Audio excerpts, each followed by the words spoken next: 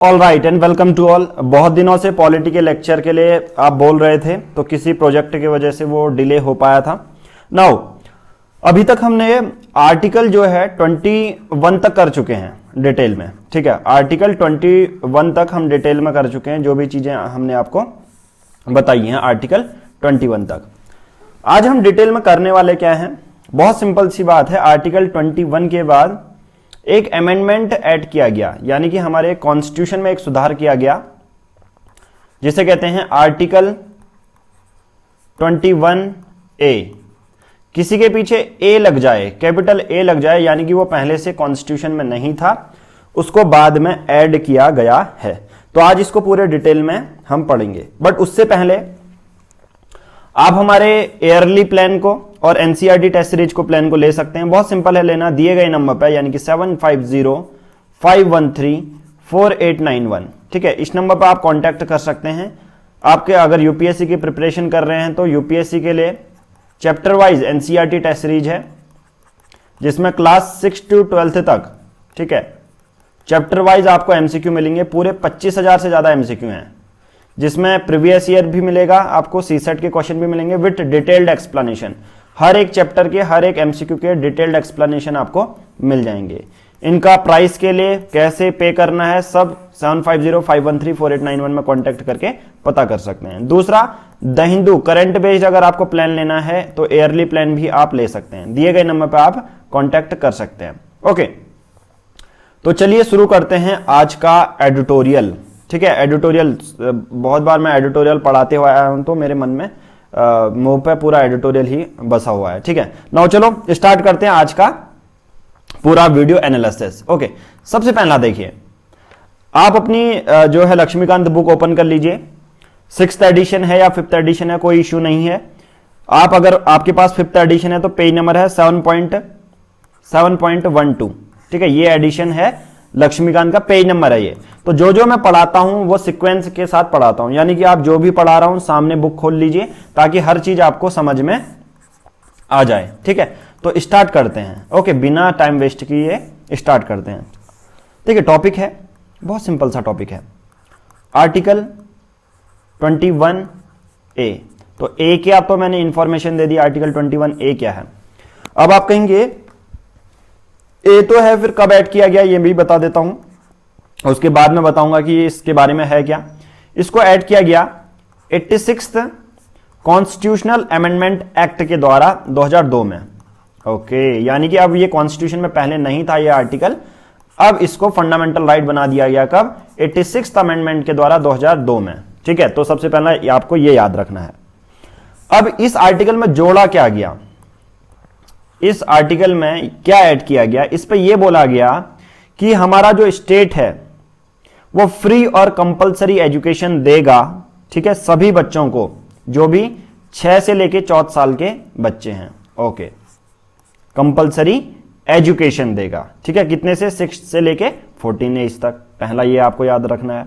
दूसरा, जो ये प्रोविजन है ना, जो ये प्रोविजन है, अगर मैं बात करूं तो this provision makes only elementary education, मतलब जो एलिमेंट्री शिक्षा होती है, हायर एजुकेशन के बारे में बात नहीं कर रहे हैं यहां पर, सिर्फ ये एलिमेंट्री एजुकेशन के लिए है, एलिमेंट्री एजुकेशन के लिए है। ओके, यानी कि आप सब लोगों का मौलिक अधिकार है कि आपको जब से 6 से लेके 14 तक जब आपकी एज होती है तो सभी लोगों को शिक्षा मिलेगी। ठीक है, तो ये कोई हायर एजुकेशन के लिए नहीं है। अगर आप बीटेक कर रहे हैं तो आपको ऐसा नहीं यार, आप सेंटर के पास नहीं जाओगे कि मुझे बीटेक कराओ। ठीक है, ये सिर्फ किसके लिए है? एलिमेंट्री एजुकेशन के लिए। ओके, इतना क्लियर हो चुका है। नाउ तो पहला पैरा लक्ष्मीकांत का आई थिंक मैंने आपको क्लियर कर दिया। पहले पैरा में सिर्फ यही था 6 to 12, ये तो दूसरे और तीसरे पैरे में लिखा गया है। ठीक है, ये आप कहेंगे ये कहां से पढ़ा दिया, अभी वो डिस्कस करते हैं। बट पहले पैरा में ये है कि 6 से लेकर 14 वर्ष तक अगर आप हैं तो आपको एलिमेंट्री एजुकेशन फ्री में मिलेगी, स्टेट आपको प्रोवाइड कराएगा। अब स्टेट क्या होता है? आप कहेंगे उत्तराखंड है, आप कहेंगे आंध्र प्रदेश है। मैंने स्टेट की डेफिनेशन ऑलरेडी आपको आर्टिकल 12 में इससे पहले वीडियो लेक्चर में दे दी है। ठीक है, तो आप उससे डिराइव कर सकते हैं। तो स्टेट एक सेंटर भी होगा, स्टेट भी होगा। ठीक है, कोई प्राइवेट इंस्टीट्यूशन भी होता है, पब्लिक इंस्टीट्यूशन भी हो सकता है, कुछ भी हो सकता है स्टेट। ठीक है, तो आई थिंक आपको ये क्लियर हो गया होगा। ओके, नौ पहला पैरा क्लियर है।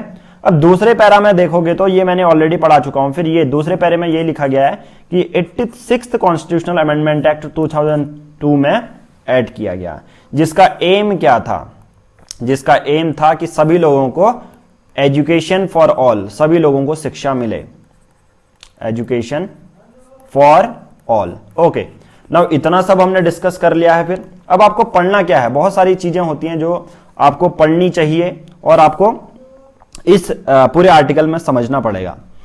अब मैं कहूं कि क्या इससे पहले कोई ऐसा संविधान में कोई चीज मेंशन नहीं था जिसमें कि कंपलसरी आपको शिक्षा देने की बात की गई थी? मैं कहूंगा हाँ, एक और चीज है। ठीक है, तो ये पहला वाला हमने कर लिया। दूसरा पॉइंट, अब से हम ये पॉइंट वाइज करेंगे ताकि आपको बाद में रिवाइज भी करा सकें। ठीक है, पॉइंट वाइज अगर हम करते हैं तो बाद में रिविजन के लिए बहुत हेल्प मिलती है। ओके, फोर्थ पॉइंट क्या है? फिर फोर्थ पॉइंट बहुत सिंपल है कि अमेंडमेंट से पहले, यानी कि जो 86th अमेंडमेंट से पहले संविधान में हमारा एक प्रोविजन था अंडर आर्टिकल 45, अंडर आर्टिकल 45।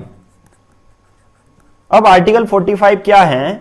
ये पार्ट 4 के अंदर आता है और ये डीपीएसपी है, directive principle of state policy.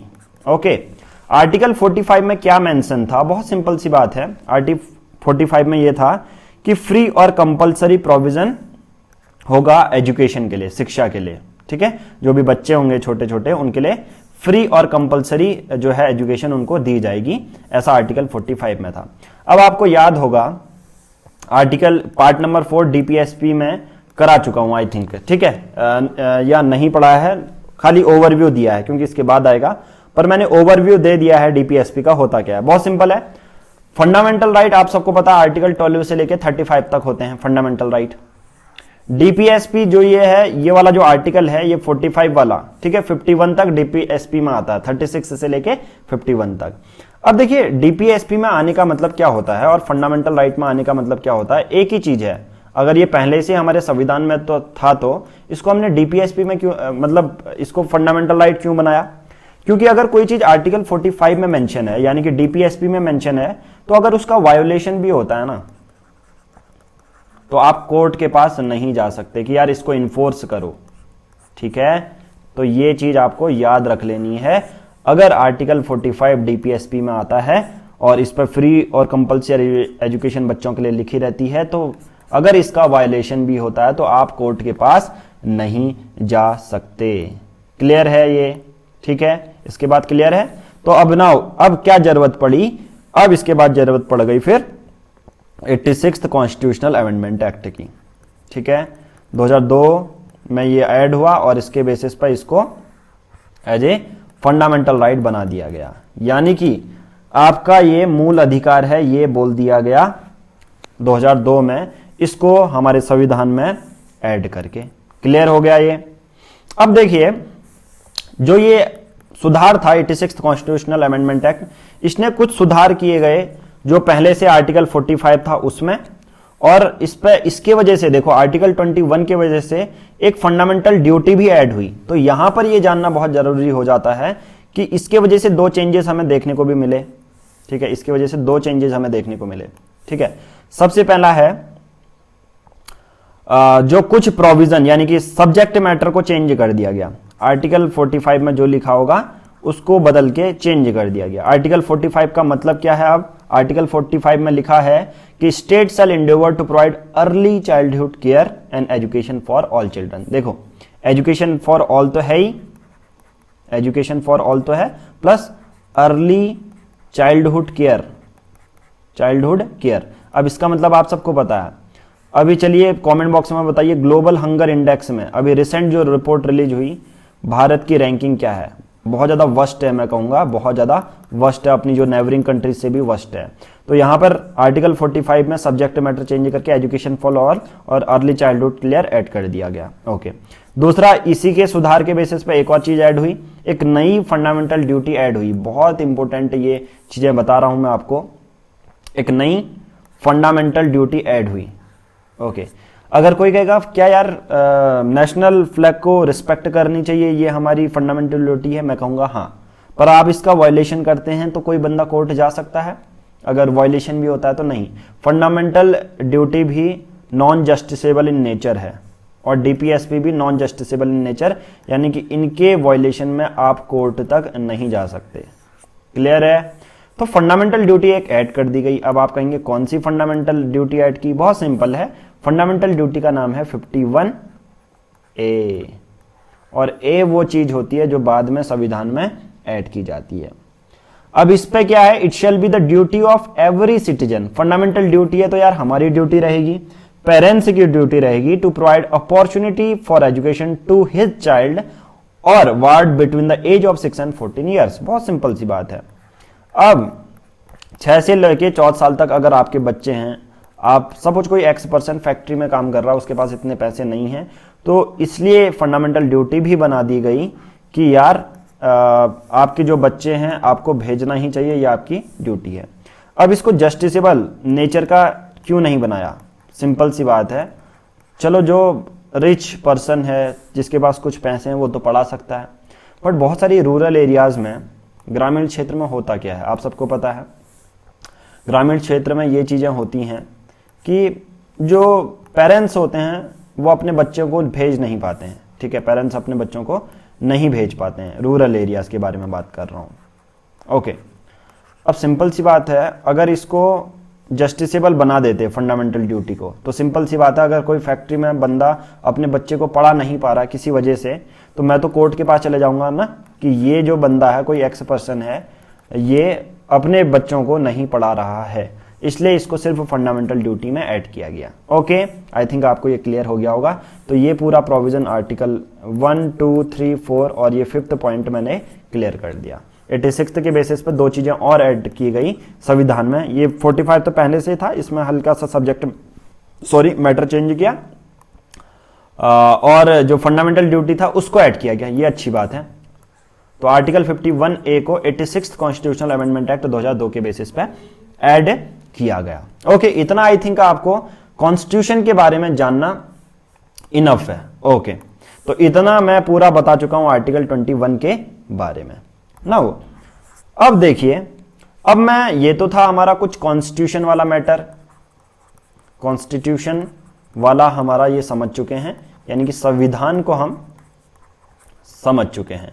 वैसे ये हिंदी मीडियम वाले तो नहीं देख रहे होंगे, सिंपल सी बात है, ये इंग्लिश के लिए ही ज्यादा हम फोकस करते हैं। Okay, constitution. अब कॉन्स्टिट्यूशन से हटकर एक और पहलू आता है हमारा, क्या फ्री और कंपलसरी एजुकेशन के लिए हमारे प्रिय सुप्रीम कोर्ट ने कुछ किया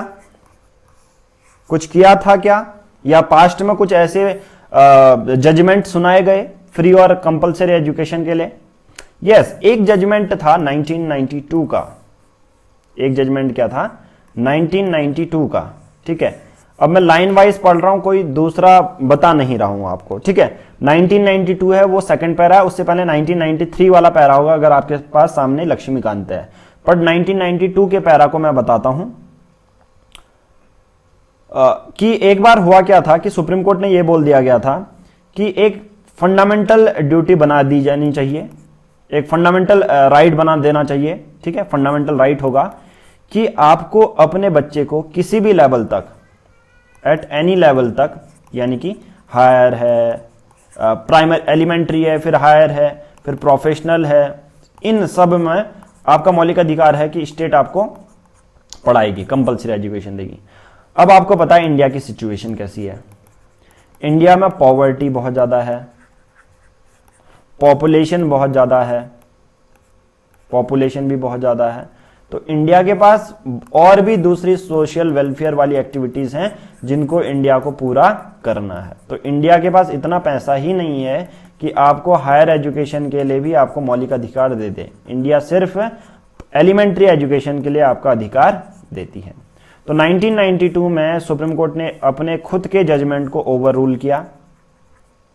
ओवररूल्ड किया, यानी कि अपने जजमेंट को बदला कि नहीं, ये नहीं होगा। ओके, अब उसके बाद आ जाता है 1993, जो जहां पर हमने छोड़ा था वहीं पर से अब हम शुरू करते हैं। तो 1993 में Supreme Court recognise fundamental right to primary education in the right to life under article 21।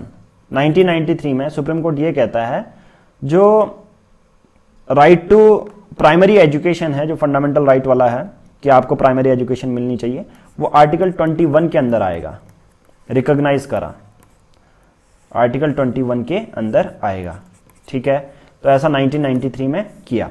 तो 1993 में बोला कि जो प्राइमरी एजुकेशन में आपका मौलिक अधिकार है कि आपको मिलना चाहिए, आपका अधिकार है कि आपको एलिमेंट्री एजुकेशन मिलनी चाहिए, वो आर्टिकल 21 के अंदर आएगा। मैं कहूंगा राइट टू प्रिवेसी किसके अंदर आता है, फिर राइट टू प्रिवेसी किसके अंदर आता है, मैं कहूंगा और आप भी कहेंगे आर्टिकल 21 के अंदर आता है।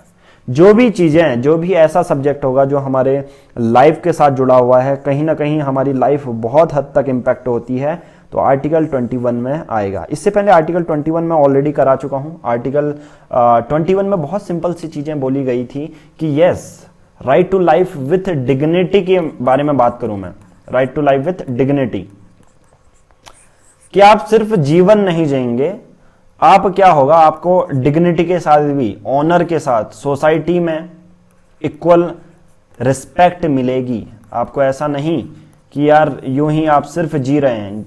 आर्टिकल 21 डायरेक्ट ये कहता है आप सिर्फ, राइट टू लाइफ का मतलब सिर्फ जीना नहीं है, राइट टू लाइफ का मतलब है डिग्निटी के साथ जीना। किसके साथ? डिग्निटी के साथ जीना। तो वैसा ही 1993 में प्राइमरी एजुकेशन का अधिकार आपको आर्टिकल 21 के अंदर रिकॉग्नाइज किया हमारे सुप्रीम कोर्ट ने। ओके, ठीक है, क्लियर हो चुका है, यहां पर हमारे सुप्रीम कोर्ट ने यहां पर डिक्लेयर कर दिया गया। ओके, अब उसके बाद आता है हमने आर्टिकल 21 को इंप्लीमेंट के लिए क्या किया फिर, या हमारी सरकार ने क्या किया।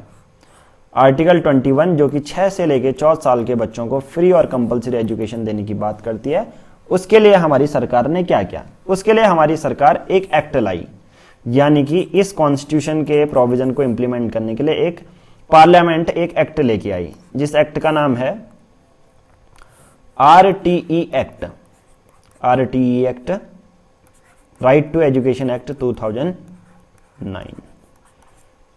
यह एक्ट इंप्लीमेंट करा, इनेक्ट किया पार्लियामेंट ने, और इस एक्ट के अंदर children to free and compulsory education मिलेगा 2009 के बेसिस पे। Okay, now at the end हम यही कह सकते हैं कि ये 1 अप्रैल इनफोर्स कब से हुआ ये भी बता देता हूं, 1 अप्रैल 2010 से। आप कहेंगे ये कहां पर लिखा है, मैं कहूंगा आप सबसे लास्ट पैरा जाइए, पैरा के ऊपर ऑल के ऊपर ऑल डैश करके 12A लिखा हुआ है। इसको जब आप पीछे पलट के रेफरेंस वाले पेज में देखेंगे तो यहां पर लिखा गया है कि 1 अप्रैल 2010 को ये इफेक्ट में आ चुका है, मतलब तब से ये चालू हो चुका था। Okay, now at the and मैं यही कहूंगा कि जो वैल्यूज हैं इक्वालिटी की, इक्वालिटी है, सोशल जस्टिस है, डेमोक्रेसी है, ठीक है, ये हम तभी अचीव कर पाएंगे जब एलिमेंट्री एजुकेशन सबको मिले, क्योंकि बचपन में इनको ये चीजें पढ़ानी बहुत जरूरी है ना बच्चों को। तो equality, social justice, democracy, democracy, human society अगर हमें बनानी है तो ये हम तभी अचीव कर पाएंगे जब हमारे पास एलिमेंट्री एजुकेशन का ये प्रोविजन होगा। तो आई थिंक मैं लक्ष्मीकांत में जितनी भी चीजें मेंशन थी वो मैं आपको पढ़ा चुका हूं। नाउ जाते जाते वही मैं कहूंगा कि देर नहीं करनी है आपको। अगर आप यूपीएससी की प्रिपरेशन कर रहे हैं, एक यूपीएससी एस्पिरेंट हैं और ये वीडियो देख रहे हैं, अगर आपको एनसीईआरटी टेस्ट सीरीज चाहिए चैप्टर वाइज और ईयरली जो द हिंदू के नोट्स अगर आप नहीं बना पाते हैं तो उसके लिए एक नंबर पर कॉन्टेक्ट कर सकते हैं 7505134891। और एक और चीज आपको क्या करना है, टेलीग्राम ग्रुप में, ठीक है, आपको क्या करना है टेलीग्राम ग्रुप में, ये आपको सर्च बॉक्स में क्या टाइप करना है, यहां पर देखिए सर्च बॉक्स आपको देखने को मिल रहा है, यहां पर टाइप करना है @PR पब्लिकेशन, ठीक है। तो इस ग्रुप को ज्वाइन कर लेना है, क्योंकि बहुत बार बच्चे कहते हैं नोटिफिकेशन नहीं आया, तो इस ग्रुप में हम लिंक शेयर कर देते हैं लक्ष्मीकांत या किसी भी चीज का, तो इस ग्रुप में आपको मिल जाएगा। दूसरा, चैनल को सब्सक्राइब कर लीजिए, वीडियो अच्छी लगी है तो वीडियो को लाइक कीजिए, कमेंट कीजिए और बेल आइकन जरूर दबा लीजिए, क्योंकि आगे जितने भी हम वीडियो नोटिफिकेशन आएगा वो आपको तुरंत सबसे पहले मिल जाएगा। तो आज की इस वीडियो में हम इतना ही करेंगे। Thank you.